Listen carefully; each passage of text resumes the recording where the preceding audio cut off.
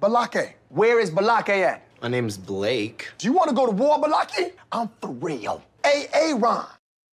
Ron is here, everyone. Welcome back for more SPTV, where every day's a great day not to be in a cult. Well, it's kind of late at night. It's Sunday, but for some reason, I'm totally energized. I'm totally invigorated. I'm totally inspired. It doesn't feel like Sunday night. And I've been watching these new Scientology hostage videos. And I said, I got to do a video about this. I got to do a video about this. I spent a little bit of time going through all these hostage videos and selecting ones that I want to share with you. There are so many gems. There's so many takeaways I have from these videos. This isn't going to be a long video tonight. This is just having a little bit of fun. But let me just show you. I'll give you some of my first takeaways here. First of all, they're starting to publish these hostage videos on Scientology's YouTube channel. Now, right off the bat, guys, Scientology's YouTube channel, as you can see here, has 90,000 subscribers. Okay, now we have to assume right off the bat that half of those are fake, but that doesn't matter. Let's just assume that they're all real. 90,000 subscribers for a YouTube channel belonging to what they claim is the fastest growing religious movement on earth. Scientology has been claiming 10 to 15 million members for about the last 20 years. They never update the number because they know the number is already inflated. They claim 10 to 15 million members worldwide. Now, my YouTube channel has almost 250,000 subscribers. And I'm just a never been, has been, never was anything, low-level Scientology staff member, former Scientologist. I got 250,000 subscribers. Okay, the YouTube channel for a so-called 15 million member strong, fastest religious growing movement on earth has 90,000. You think they could just send out a memo to all their members saying, hey guys, really would help us with the whole public image thing. Hit subscribe on our YouTube channel. Watch our content. Don't watch the content from those dirty, suppressive people dominating YouTube with Scientology content. Now, obviously, it doesn't matter if they sent out the memo. It doesn't matter if they signed up every Scientologist on earth. They'd only have 20,000, 30,000, if we're being very generous, subscribers. That's why I'm saying well over half of these subscribers are fake. And I'm repeating myself. That's okay. I like to repeat myself. They claim to have 15 million members. They claim to have 15 million members. And there's 90,000 subscribers. Okay, that's just my first takeaway. We're having fun, you guys. All right. I like always having, like, I like kind of pointing out various little data points that indicate, that prove how small Scientology really is. I talk about it a lot on my channel. I'm going to do a video soon updating my spreadsheet with the numbers. They're much closer to 20,000 these days than 30,000. But honestly, this is just one more of those data points, that their very own YouTube channel has 90,000 subscribers. And that if they really had 10 million members or 15 million members, they would just send out a memo. Hey guys, could you just subscribe to the channel, help us with our PR, our search engine optimization, whatever. And if they did that, they'd at least have 1 million signups overnight, but they don't. Okay, the next little data point is, so they've been uploading all these videos about what a great guy David Miscavige is. Guys, even in Scientology, this is so weird. Even in Scientology, this is so weird. No one in Scientology other than L. Ron Hubbard is supposed to get praise. It's one of these things. Source, that in Scientology, they call L. Ron Hubbard source. He's the source of Scientology. He's the source of all wisdom. He's the source of everything. Only L. Ron Hubbard is supposed to get praise. One man was never supposed to fill L. Ron Hubbard's shoes. There was supposed to be multiple committees of high-level Scientology managers, all tasked with, certain sectors of Scientology. It's sort of an illustration of how far Scientology has come, how much Scientology has changed under David Miscavige, that he's been able to alter one of this fundamental aspects of Scientology, which is only L. Ron Hubbard is supposed to get praise for anything.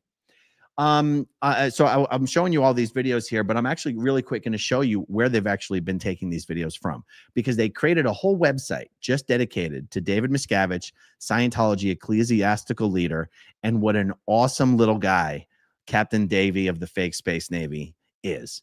And on this website, there's a whole section for videos, and there's video after video after video of these Scientology hostage videos. Look, highly produced. Look how much time and money and resources have been dedicated. A lot of these videos are from high level or very veteran Scientology Sea organization members. And it's like, these people aren't allowed to say anything other than what a great guy David Miscavige is. But look how many of them there are. And another data point that tends to indicate just how small Scientology really is I know half of these people personally. A Scientologist in any city on earth where there's a Scientology organization, of which there's only about 150 Scientology organizations, you guys. A Scientologist in any city on earth where there's a Class 5 Scientology organization is very likely to personally know every other Scientologist in that city. And so me, just from the time that I spent at Scientology's organization in Clearwater, Florida, called Flag, where I live now, and the time that I spent in the Sea organization out in Los Angeles, I also spent a lot of time in Philadelphia, but Philadelphia, you only meet the people in Philadelphia. But between the time I spent in Clearwater and LA, that's enough for me to know about half of the people that have done these hostage videos. Okay, so let's going to go back to Scientology's YouTube channel here. I've already gone through and pulled out some videos of people that I know. And we're going to have some fun with this, because we're going to start with a woman named DIANE STEIN. DIANE and her husband, Paul, were two of my very best, closest, and dearest and most loved friends in Scientology here in Clearwater, Florida, before I was declared a suppressive person and kicked out of Scientology officially. That's kind of how they do it. If they think you're breaking up with them, they're going to officially break up with you. And actually, just a couple weeks ago, when I was protesting outside of Flag downtown with the crew, I saw Paul and DIANE walking into the Fort Harrison Hotel.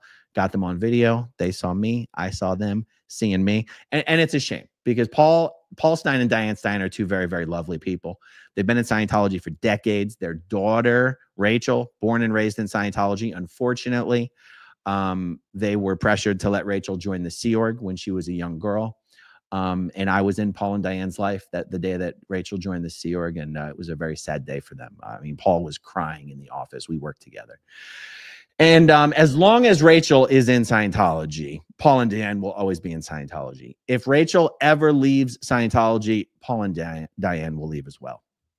So I'm going to start the video, and I'm going to fill in some gaps here. And anyway, let's have some fun with this. Here we go. I'm walking down a hallway, and somebody comes up behind me and begins to engage me in a conversation, and I turn around and it's Mr. Miscavige. Okay, right off the bat, DIANE Stein is about 6 feet tall. David Miscavige is 5'1" on a good day. So she's like, I'm walking down a hallway and someone comes up behind me. That means David Miscavige approached her from behind. So I'm thinking of little Captain Dave being like, oh my God, I got to catch this giant. Like right off the bat, this story is not realistic. This did not happen, but let's keep going. And begins to engage me in a conversation, and I turn around and it's Mr. Miscavige. And I'm like completely blown away, because number one, he knew my name. Like, how did he know my name? I mean, like, of all the names of all the people, how would he know my name? Stop. Okay. DIANE Stein was the executive director of the Church of Scientology in Atlanta. By the way, the Church of Scientology in Atlanta is the only Scientology organization in the entire state of Georgia. And DIANE was the executive director. Okay, now remember I said there's only about 150 Scientology organizations in the world. So in all of Scientology, she was one of 150 people that held the executive director post of a Scientology organization. Right there, and by the way, she was on that post for years and years and years and years and years. right there. She should expect that David Miscavige would at least know who she is. Okay. On top of that, DIANE STEIN is currently the executive director of CCHR Florida. That's the Citizens Commission on Human Rights for Florida. CCHR is Scientology's front group dedicated to destroying psychiatry. Now, CCHR is organized by continent. So there's CCHR Florida. I guess what I'm saying is, as the executive director of CCHR Florida, there are less chapters of CCHR than there are Scientology organizations. So in other words, if you have EDCCHR West US, EDCCHR Florida, EDCCHR other Scientology regions, CCHR is Scientology's most important, most well-funded front group. DIANE's the executive director of the CCHR chapter in Clearwater, Florida, directly under the supervision of FLAG. For DIANE to be shocked that David Miscavige would know her name is just yet another example of how these stories are just bullshit, you guys. Okay. He knew the projects that I was working on, what I was doing, how well, some of the projects were going, and was very complimentary. But the thing that struck me most. Okay, first of all, if you're so shocked he even knows your name, then the fact that he knows like everything you're doing in your life and your job is downright creepy and would make him a stalker. But DIANE's not really that dumb, you guys. DIANE knows that even in a world where David Miscavige doesn't actually know who she is, that the only reason he knows everything about you is because he just asked someone and they just gave him the information. And he just wanted to be nice and polite and impress you by knowing something about you before he approached you. But DIANE knows these things, guys. These videos are all for fluff. These videos, in my opinion, are actually a direct response to the lawsuits that David Miscavige is currently a defendant in. Quite literally, these videos are produced to respond to the lawsuits so that the press can be referred to them. These videos could even be played in court. Scientologists don't care about these videos. The world doesn't care about these videos. David Miscavige cares about these videos. Most is I'm standing there in a hallway talking to him is I was the only person that existed in that moment of time. It's like he was talking to me. He was completely there. He was completely sincere. His communication was so personal. And I realized that that's how he views the world. That's how he views his mission, his purpose, and what he's doing. It is personal. It's very sincere. It's very true. David Miscavige gives Scientology like the image, like the standard. Okay.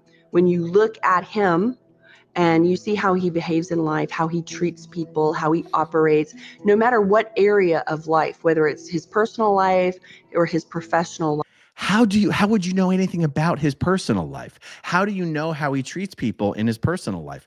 Honestly, how do you even know how he treats people in his professional life, since you were surprised he even knew who you were? Life in any given situation, he epitomizes what L. Ron Hubbard put in place as this would be a Scientologist. This would be the actions that a Scientologist would take, how a Scientologist would behave.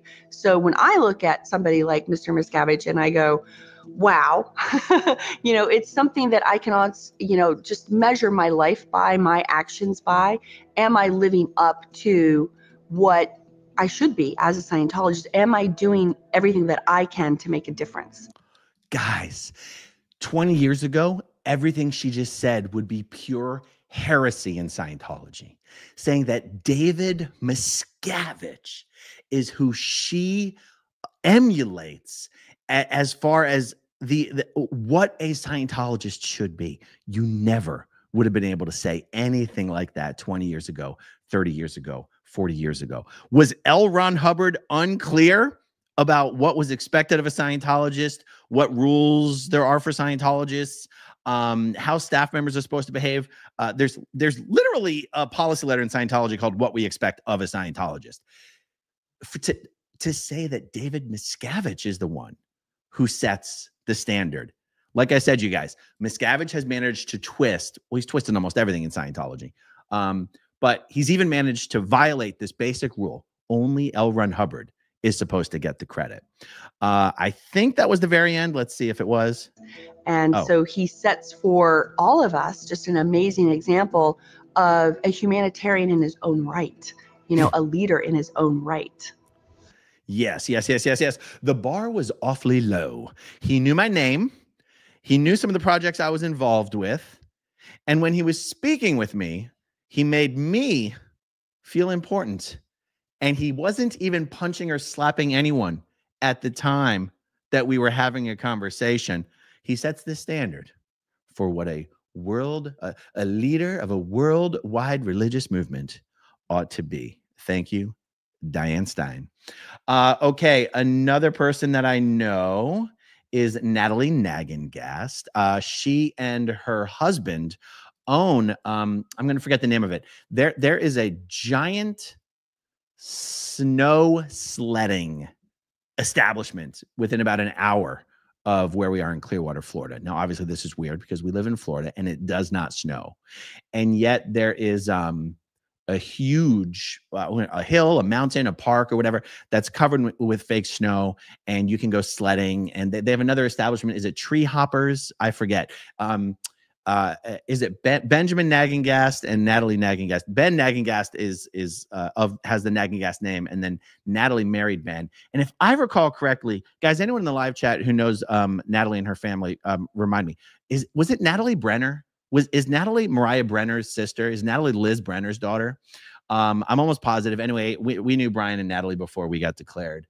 And let's see what NATALIE NAGENGAST has to say about David Miscavige.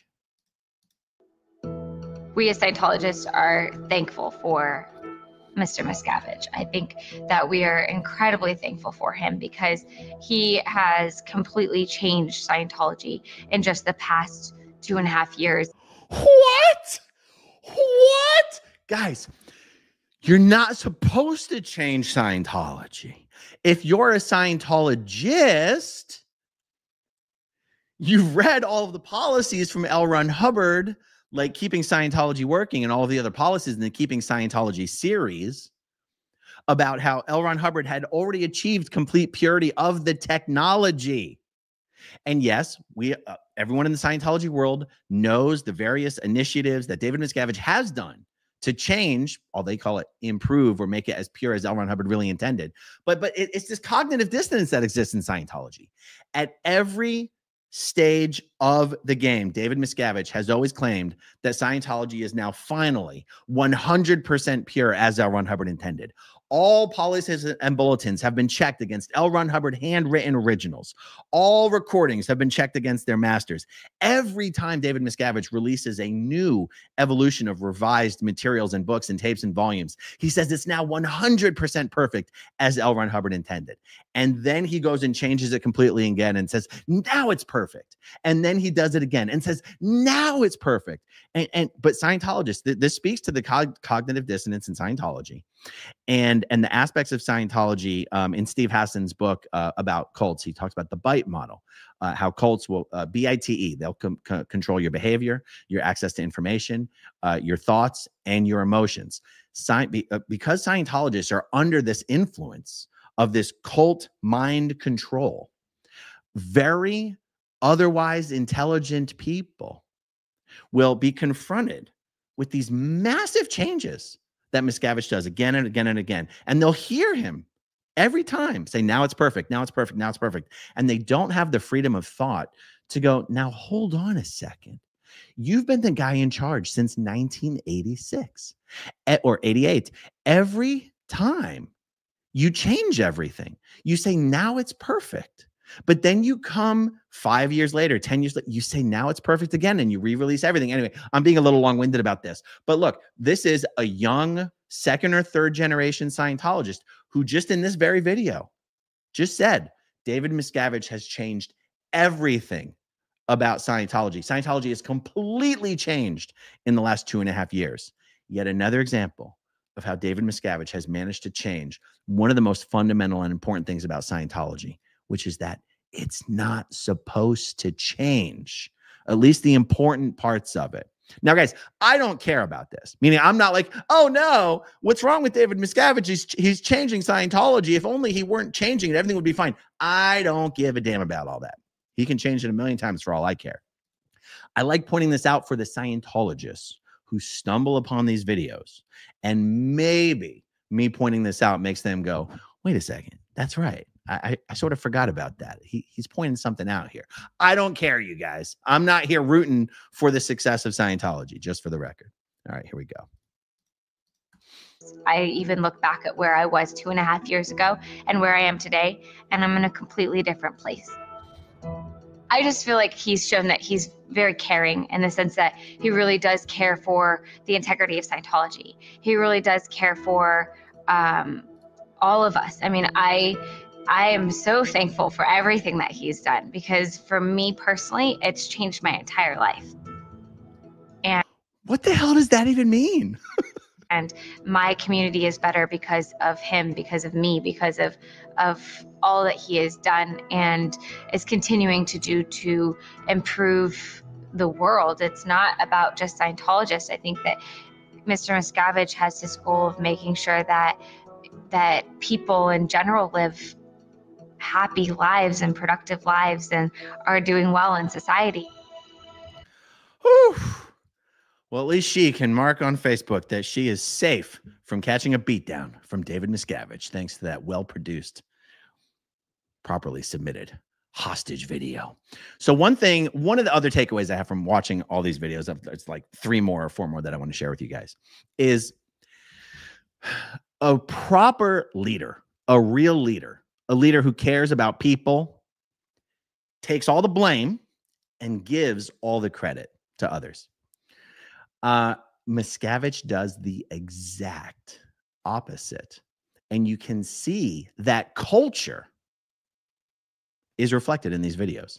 It's not normal for people at the lowest levels of an organization to attribute every single success that any member in that organization has, or that the organization itself ever has, directly to the leader. That's not normal. Because normal people understand that things are accomplished, when you're speaking of an organization, by teams and groups of people.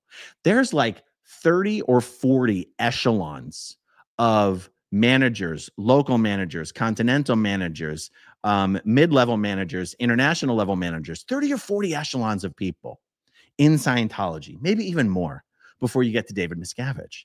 The fact that you see low-level public members like NATALIE NAGENGAST giving David Miscavige personal credit for improvements in her life is actually a reflection of the culture in Scientology, where David Miscavige actually takes credit for everything. He takes credit for everything that goes good, and he blames others for everything that goes bad. The exact opposite of what you see actual honest-to-God leaders of large, successful organizations do. And by the way, well, it might seem like a little bit of a tangent, but it's like, for you Scientologists that just stumble onto these videos, guys, you have to remember the days when it wasn't all about David Miscavige. There was a whole host of high-level international Scientology executives who all themselves had worked personally with L. Ron Hubbard and were considered high-level public-facing managers in their own right. How come you guys don't see them anymore? And if the answer is because they're aged out or they're retired, how come you don't see their replacements anymore? Heber Jensch was the president of the Church of Scientology International. He's in an old person's home at this point. Hey, guys, how come there's no new president of the Church of Scientology International? If there is, how come you don't know who he is? If the president's unavailable, how come there's no vice president for the Church of Scientology International? How come you guys don't know who he or her is? Why is it all about David Miscavige now when it didn't used to be? Guillaume Leserve is supposed to be executive director international. How come you guys haven't seen him in 15 or 20 years? How come you are not seeing the executive director international addressing Scientologists at international events? Maybe he's been removed from his post. How come there's not a new executive director international? How come you don't know who he or her is? How come it's just David Miscavige? It's weird, guys. Scientology is becoming even more culty now under David Miscavige as the single sole ecclesiastical leader, quote unquote, as it even used to be. And don't get me wrong, it was pretty damn culty before, but it's gotten even worse. Mark Yeager, He had a position, you know, it didn't mean anything to people in the real world, but CMO International, commanding officer of the Commodore's Messengers Org International. How come you guys haven't seen him? If there's a new one, how come you guys don't know who he or her is? How come that person doesn't address Scientologists anymore? Guys, we can go on and on. Ray Midoff, the senior case supervisor international, the most senior technical person in all of Scientology. Guys, how come you haven't seen Ray Midoff in 15 or 20 years? How come you don't know where he is? How come you don't know what he's doing? How come he doesn't address Scientologists at international events? Maybe Ray Midoff is too old and he's been retired from his post. How come there's not a new senior case supervisor international? How come you don't know who he or her is? And how come he doesn't speak at events? Scientologists in the world are already leaving, like pretty much as fast as we can all hope that they would. To be honest, I hope that they would leave faster. But for those of you who are stumbling upon this video, who are not already on your way out of Scientology, try to get answers to these questions and see what happens. I implore you, ask your local ethics officer or LRH communicator, or even your local executive director. Where's the president of the Church of Scientology? Who is the president of the Church of Scientology? Who is executive director international? And where is he or her? Who is senior CS international? Who is it? Can you write him a letter? Okay, you guys get the point. Also, just because I can't help it, I wrote a couple notes before I started this video. There used to be 6 or 7 major Scientology international events every year. Scientologists know what that means. The 2 events that have been canceled is the Dianetics anniversary event and Auditors Day. Guys, what could be more important in Scientology than Dianetics and auditors? You got to be kidding me. You got to be kidding me. Scientologists, you got to wake up. You got to wake up. Okay. So what used to be an organization that was supposed to be run by multiple echelons of committees of people is now, even under L. Ron Hubbard, Scientology was managed by echelons of committees of people. Not anymore. Now it's David Miscavige and his 5 most trusted deputies. It's absolutely incredible. And that just brings us to, back to these videos, these hostage videos of dear leader David Miscavige. This shouldn't be happening in Scientology, guys. It shouldn't be. And again, I'm not saying that because I want Scientology to be as it should be. I'm saying it to try and help Scientologists wake up to what is happening, what they are involved in. It is more of a cult now than it was 5 years ago. It's more of a cult now than it was 15, 20 years ago. It's going to be harder and harder and harder to wake up the longer you are in this pot of steadily boiling water. Okay, so the next video. Oh, this is funny. This is where they start interviewing members of the Jive Aces swing band. Oh my God, this is amazing because these people are Sea Org members and they're actually pretending like they're not. Let's see if this is the one that I think it is. Here we go.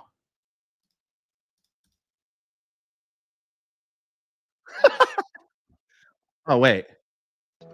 And how one thing I noticed about meeting Mr. Miscavige was just how friendly he was and how he was interested in everyone. I met him as part of the group.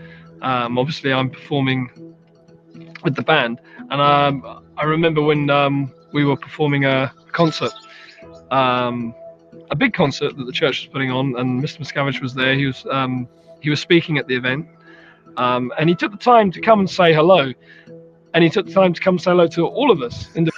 I'm sorry, I can't help it. I can't help it. I just have to make this clear. He is not a member of a band that just happens to be composed of Scientologists. The Jive Aces is a Sea Org band. All the members of the band are billion-year contracted Scientology Sea Org slaves. Like, I know most of you who watch my videos already know what I'm talking about when I say the Sea Organization, but it's the most dedicated core of Scientology staff members who man all of the Scientology management orgs: Continental, middle management, international management, the film studio, the books production, everything higher than city level organizations is staffed by this core of staff members that sign billion-year contracts. They work 120 hours a week. They're lucky they get a $50 allowance per week, but usually they don't even get that. They work 365 days a year. Maybe you're lucky if you get a couple days off a year. The members of this Jive Aces band have been Sea Org members for almost 30 years. And he's about to tell you a bullshit story of how, wow, David Miscavige came over and said hi to the band when we were performing at a concert. The Jive Aces work at the International Management Base in Gilman Hot Springs, California. That used to be David Miscavige's headquarters. Miscavige has kind of abandoned that base and works primarily out of Scientology media productions in Hollywood. But just keep that in mind when I call these videos hostage videos. They're literally telling fictional stories. All right, let's keep going. Individually, he shook all of our hands, and you could really feel the warmth and friendliness and the fact that he really was interested and cared about what we were doing. Mr. Miscavige invited us to go and record at the L. Ron Hubbard studio in America. And it's such a beautiful studio, and so much care has been taken to put that together that it was just an amazing thing for the band. And yeah, we got to produce an amazing album, and it sort of helped us get to where we are now. Where are they now? Where are the Jive Aces now? They're Scientology Sea Org members. Now, what Scientology has tried to do with this band is really strange, actually. They actually, they signed them up for one, like Britain's Got Talent. It was one of those Simon Cowell shows. What was it? America's Got Talent? Was it X Factor? Was it Britain's Got Talent? Nobody really knows. But just look up Jive Aces, one of those talent shows, and you'll see. I remember how confused I was. Like, what is going on here? Why is a Sea Org band enrolled on a television talent show? Now, and they performed a song. They're great. They're a great swing band. And they performed. I even remember the song. It's one of the songs from one of those old Disney movies. And they made it through round one, and they did great. The judges were amazed. And then they performed for round two. They performed the exact same song. You don't have a lot of brilliant strategists calling the shots over there. He's literally acting like he's got us to where we are today in our career. You have no career. You're an in-house Scientology swing band. Okay, let's see what else he says. When we went to record, we got the opportunity to do a course, and it turns out Mr. Miscavige put together a course using references that L. Ron Hubbard had written about music and performance and art. We got to study this stuff, and it really did change and improve a lot of the things we were doing, and it really helped the band to consolidate the art of what we were doing. What? Why would David Miscavige personally put together some sort of a Scientology course for a band of 5 people in a swing band? This is what I mean about members trying to give David Miscavige credit for everything. It is because David Miscavige takes credit for everything, and it creates a culture where you're expected to give him credit for everything. Now, it's funny because when David Miscavige starts getting embroiled into lawsuits, all of a sudden, yes, it was Bare Necessities. Bare Necessities was the song that they performed, and they did a great job. When David Miscavige gets embroiled in lawsuits, all of a sudden, he's this high-level ecclesiastic leader detached from the day-to-day activities of Scientology or the operations of any Scientology organization. And you're like, yeah, but dude, the swing band is saying you made a course for them.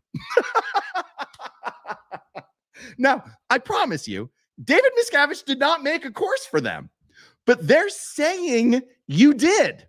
And you're the one who's created the culture where people have to get into your good graces by giving you credit for every little tiny thing, which is quite contrary to the legal strategy that is in your best interests. All right, this guy's almost done. Let's see what he's got. And it's really taken off from there. Yes, it's really taken off from there. They're still in the Sea Org, still making $50 a week. And lucky for every week that goes by for which they do not catch a beatdown from little Captain Davy of the fake space Navy. All right, let's see. Oh, this next one is a personal favorite of mine because it's Kannon Feshbach. Now, my last job working for anyone within the world of Scientology before I was declared a suppressive person was working as the vice president of research for Kannon's husband, Kurt Feshbach. Kurt Feshbach is a very famous Scientologist, just famous within Scientology. Kurt and his brothers, Matt and Joe Feshbach, were the first very wealthy Scientology members, or at least the first wealthy members to give Scientology over $1 million. And they were very famous in Scientology for that. Kurt and his brothers were also very famous short sellers in the hedge fund world back in the 80s, maybe the early 90s. They made an absolute ton of money. Also, I think Kurt was involved in a fund called Bulldog Capital with Ron Pollock. They made a ton of money before they lost it all. But anyway, I basically worked with Kannon for 5 years because Kurt's wife, Kannon, was basically just the vice president of administration, which means she didn't really do anything. But let's see what Kannon has to say about what an amazing guy David Miscavige is. By the way, for the record, the whole time I worked for Kurt Feshbach, he was not on lines as a Scientologist, meaning he did not go to course. He did not get auditing. They did not show up at the office asking him for donations, but his wife, Kannon, was. And I think that was sort of Kurt's deal. I asked him about it one time. I'm like, they don't try to hit you up or call you in or anything. He's like, no, they know not to call me. Whatever Kurt meant by that, I didn't really want to push any further. When Kurt was informed by Scientology that I was suspected of colluding with known enemies of the church, Kurt did call me into his office one day and make it wanted to sort of ask me how things were going on, what was going on, just sort of sniff around a little bit. He was a little alarmed that Scientology had called him to inform him that I was suspected to be up to shenanigans. And he did say, just kind of out of nowhere, it was an awkward conversation, that he really does think David Miscavige is a great guy. And I'm like, I don't give a shit. What are we talking about here? It was a very awkward meeting. So it was important for Kurt at that time to let me know that he thinks David Miscavige is swell. So let's see what Kannon has to say about just how swell David Miscavige really is. David Miscavige fought so many battles to protect our right to a religion, which is everyone's right. And I think that gets missed a lot. He said, wait, what gets missed? Let's listen to that again. David Miscavige fought so many battles to protect our right to a religion, which is everyone's right. And I think that gets missed. Is she saying that because David Miscavige fights for Scientology's rights, he's really fighting for everyone's rights? And I just don't think he gets enough credit for that. I think that's what she's saying. A lot. He's saying, this is not okay. You can't discriminate against me, and you can't discriminate against him or them or any other group. And those fights have made a huge difference for all kinds of religions. Yes, if it were not for Scientology, Christians in this country would be being persecuted. Thank you, David Miscavige. And he is orchestrating standing up and saying, no more. You know, people have a right to their religion, regardless of what it is. He's incredibly genuine, and he's incredibly real. And I think that's what would surprise people. I think some people might have the idea that because he's the leader of a religion, that he is set apart from others, and he's not. He is a funny, fun, incredibly dynamic person. He's just a man who enjoys a good taco. Who gets a lot done while still being a very genuine and lighthearted person. David Miscavige is the one who has, taken LRH's technology and taken responsibility to allow it to be seen by other people all across the world. Like, that's how I feel about him. I feel like he took the responsibility to take that technology that is proven to work and make it so that it could be available to everyone across the world. Oh my God, guys, once again, this would be pure heresy 10, 15, 20 years ago. Do you know who else took responsibility for the technology and getting it disseminated and applied and known? L. Ron Hubbard is supposed to be the answer to that question if you're a Scientologist. It's not like, well, L. Ron Hubbard did a few things, but thank God David Miscavige was there, because if it weren't for him, yeah, that's incredible. I don't know, kind of, I mean, just like the other videos, guys. Just like the other, it shows how far Scientology has come under David Miscavige, where it's okay to give David Miscavige credit for the things L. Ron Hubbard's supposed to be the one getting the credit for. Not just Scientologists, not just staff members. You know what I mean? And to me, it was a huge responsibility. It has nothing to do with anything other than caring and, you know, being compassionate for. I'm sorry, guys. Kannon is not the sharpest tack. I'm going to replay a part of this. It sounds like she's saying David Miscavige has made it so that Scientology is available not just to Scientologists, but to other people. Let's try this again. By other people. What? All genuine and lighthearted person.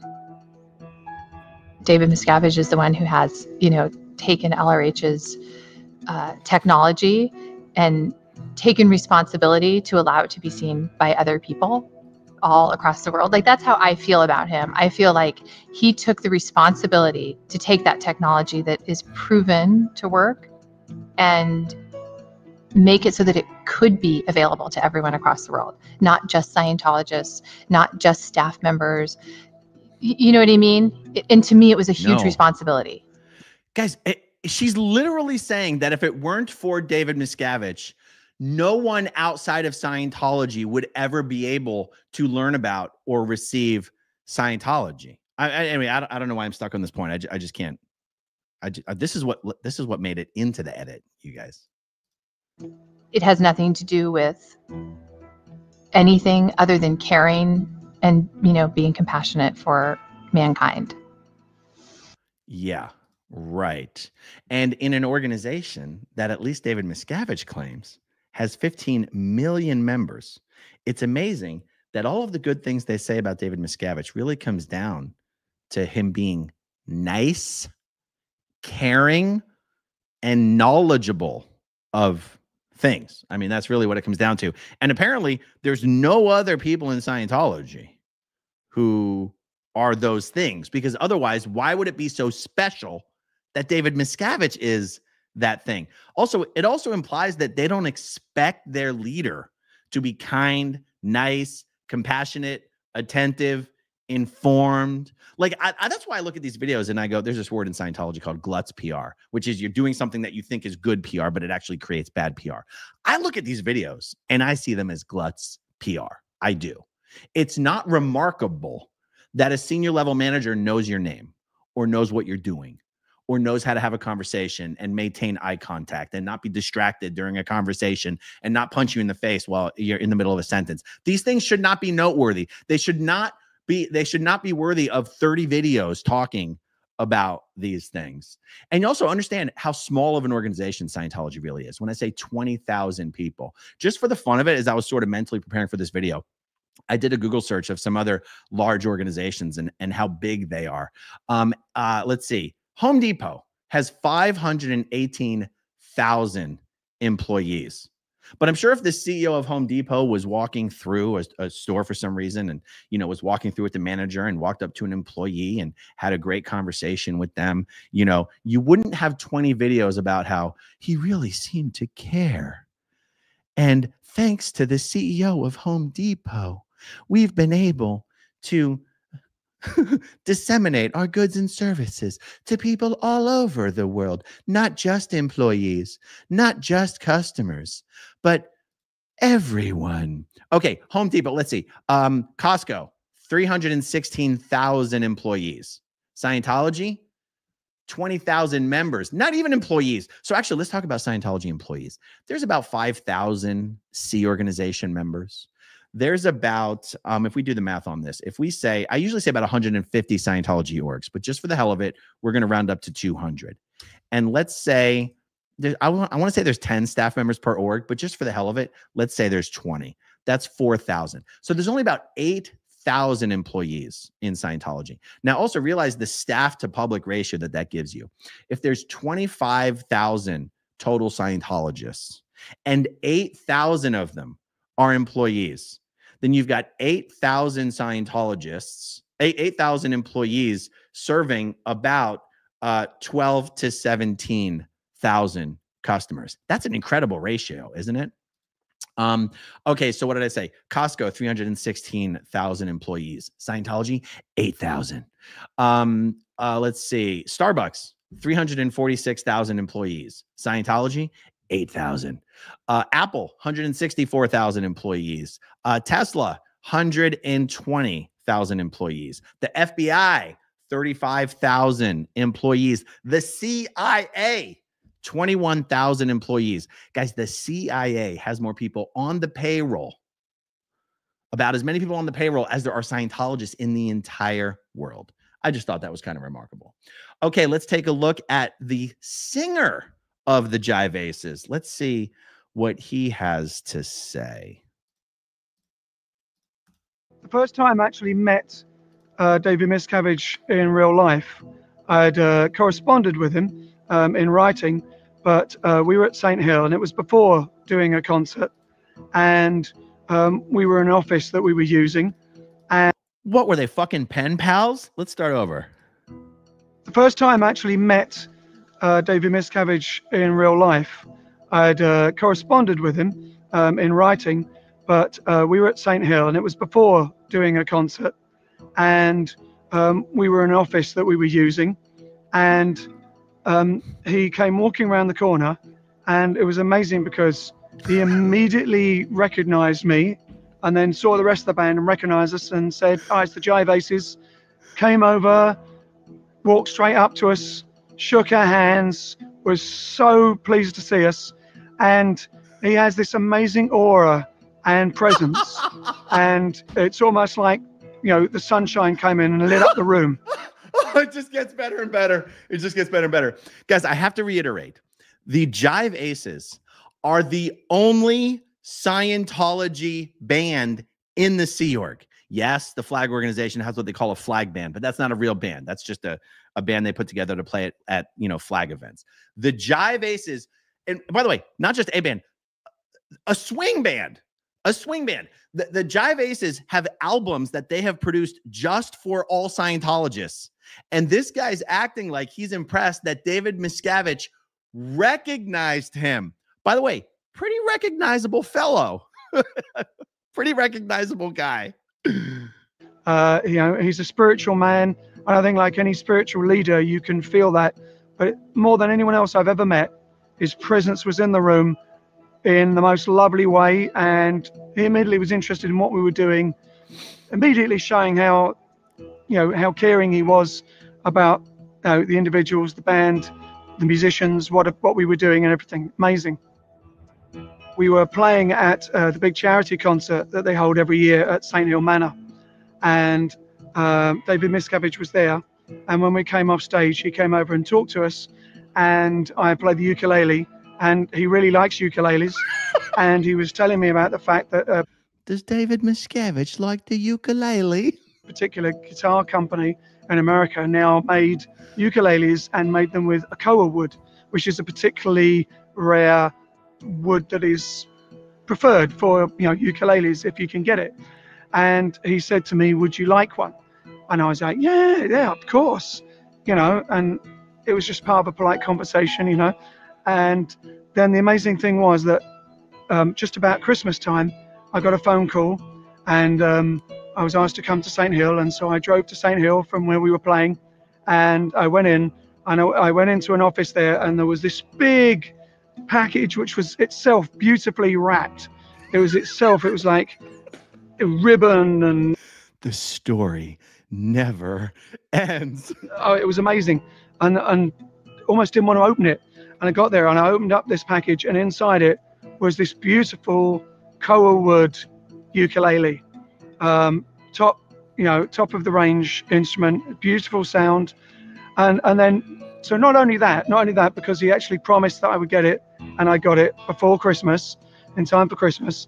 But I then later found out that the company had only actually made 30 of these special ukuleles as collector's items, and they'd all been sold. So he basically had to make sure that I got what he had promised. He had made sure that they made another one for me. So David Miscavige personally got the ukulele company to make a 31st ukulele. Guys, this is the ecclesiastical leader who has nothing to do with day-to-day operations of Scientology. He would never concern himself with something as trivial and unimportant as the day-to-day affairs of Scientology organizations. But he's going to personally, by golly and God damn it, he's going to personally make sure this guy gets a fucking custom-made ukulele. And if they've already sold all 30, he's going to personally go down there and get them to make a 31st, because that's how much he cares. He doesn't care enough, allegedly, to be involved in day-to-day operations of Scientology. But God damn it, I'm going to get this man a ukulele. Guys, these stories are totally bullshit. Actually, to be honest, this story could be true, because this is the kind of weird things that David Miscavige will do. The lie is that David Miscavige doesn't have anything to do with day-to-day operations of Scientology. Of course he does. He micromanages everything about Scientology, which is why he very well might have put that course together for the band that the other guy mentioned earlier. I actually believe the ukulele story. What I don't believe, that what's not believable, is him acting like this is all, oh, I couldn't believe he knew my name. Of course he knows your name. You've been a member of CMO Int for 30 years. You're the singer of the only swing band in Scientology. The only, of course, it's the, oh my God, David Miscavige is such a wonderful man. That's the lie, not the actual story. So I actually got my own special custom koa ukulele, which to me just shows you that no matter whether it's a top priority issue or something that he's promised someone as a present, he goes against all odds to make it actually happen, and true to his code, actually deliver what he promises. Having met in my job many leaders, politicians, royalty all over the world, he is the embodiment of what he is leading. He's the embodiment of Scientology, in that he is caring. He applies it all the time. He knows who you are, whether you're a top executive or somebody that who has just come into the church that he's visiting. He's interested in you. He's not a man who just speaks, although these speeches are themselves, they're like so articulate, but he is a man that actually acts and does. And I think that's just, he's like, in the old days, he would have been the king that led the army onto the battlefield, not some guy sitting up on the hill watching and talking about it. So speaking of which, okay, I was just, something just came to mind.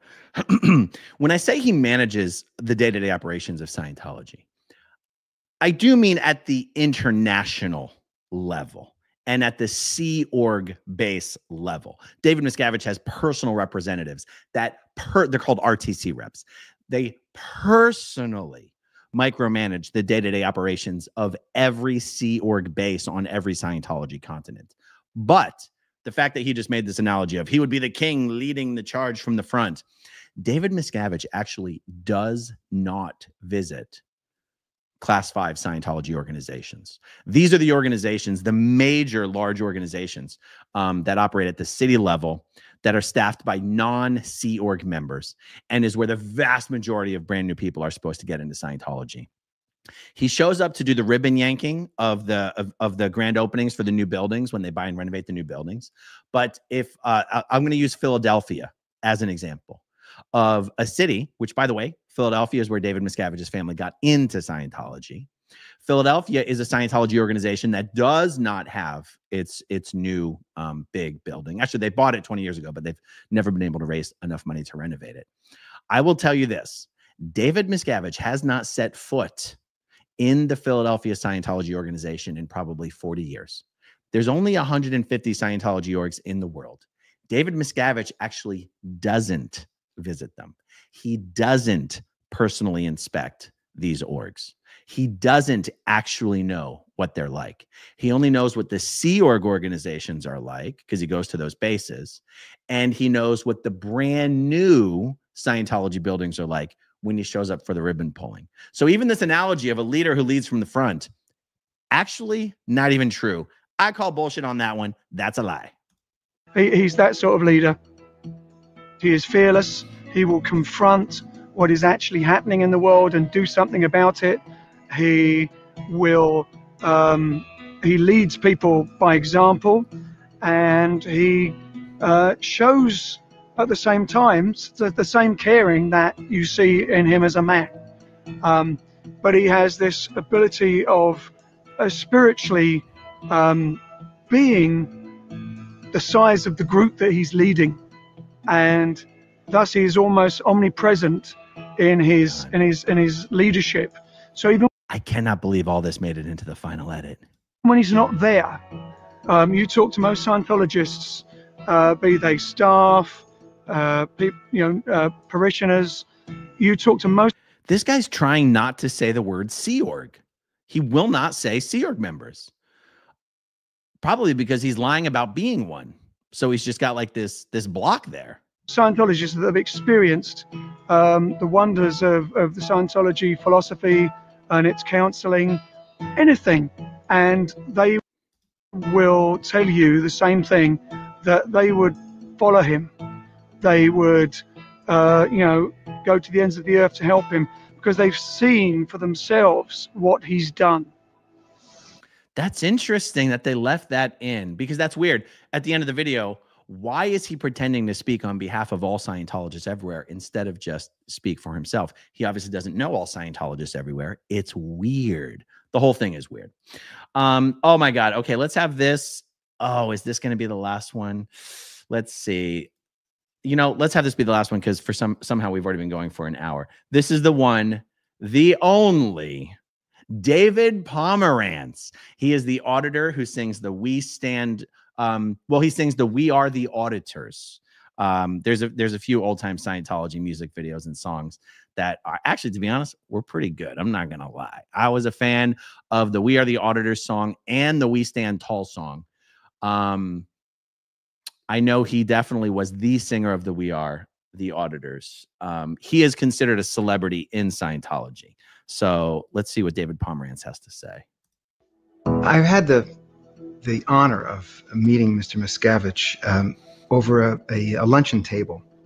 And I was just given an award for human rights within the church and protecting human rights.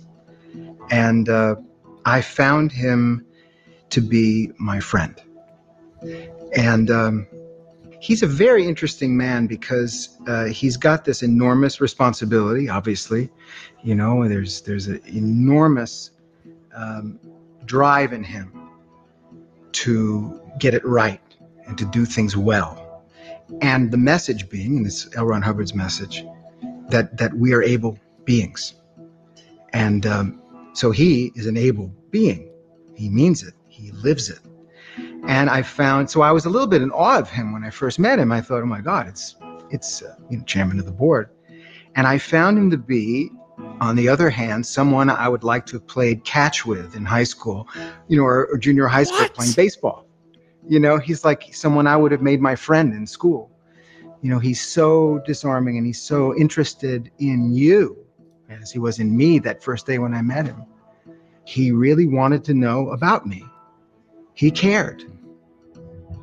When you see a casual, lovely person like Mr. Miscavige, who is also very responsible, unswervingly, for what he does, you've got this demonstration of the kind of an everyman at his best. But we have this golden wherewithal to make man spiritually free.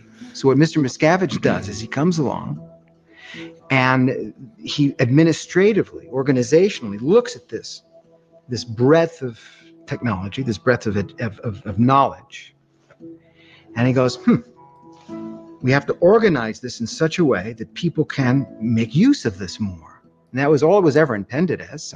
He's literally talking shit about L. Ron Hubbard again. And people to use.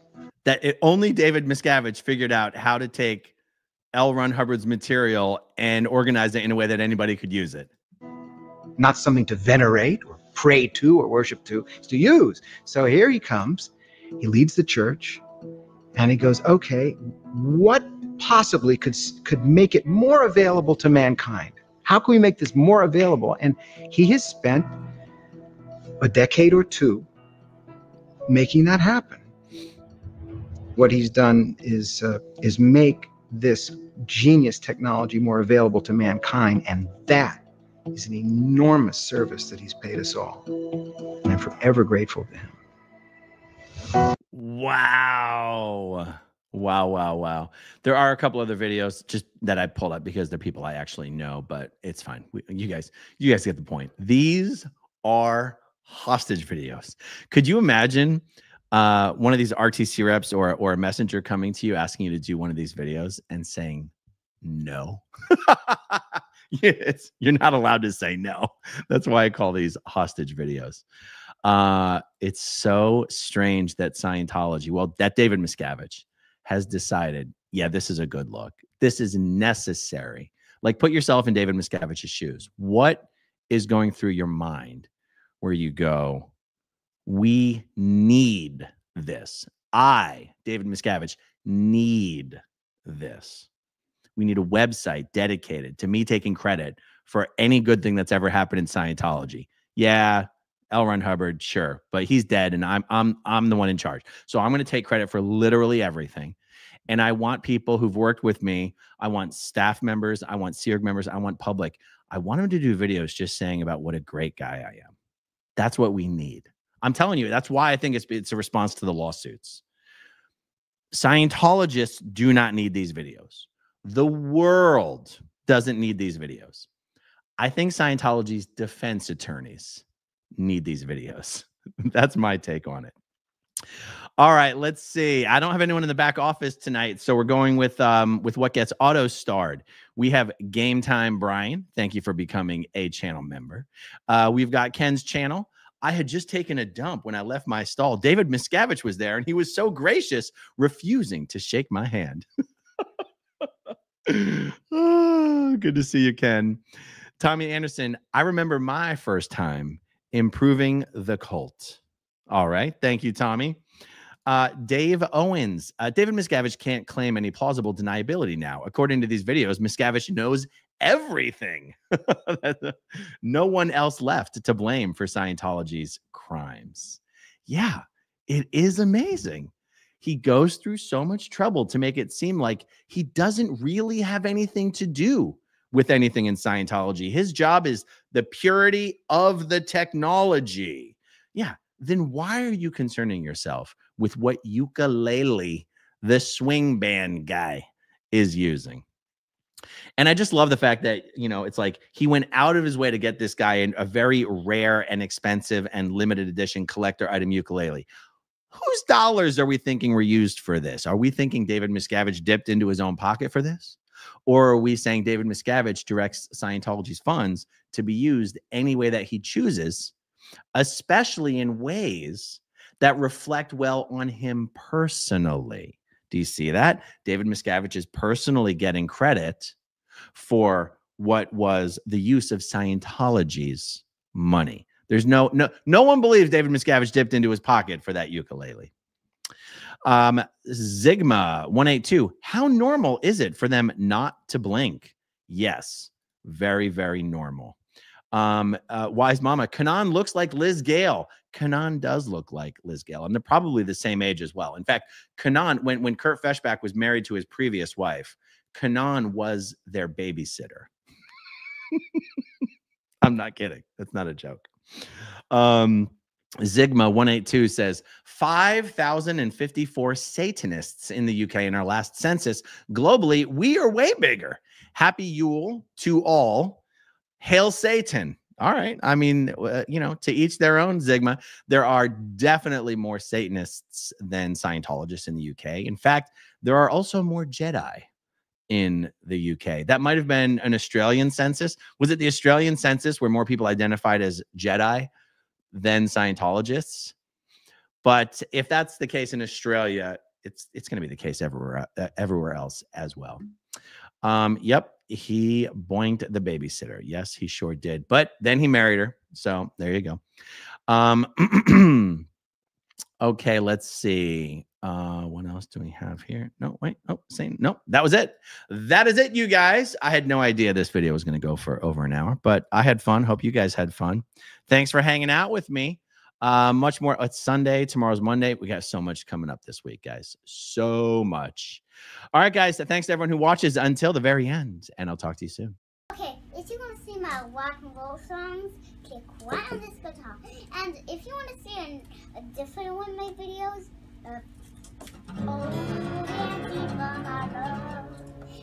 then you could click right inside here. If you have subscribed or not, subscribe right here. Bye.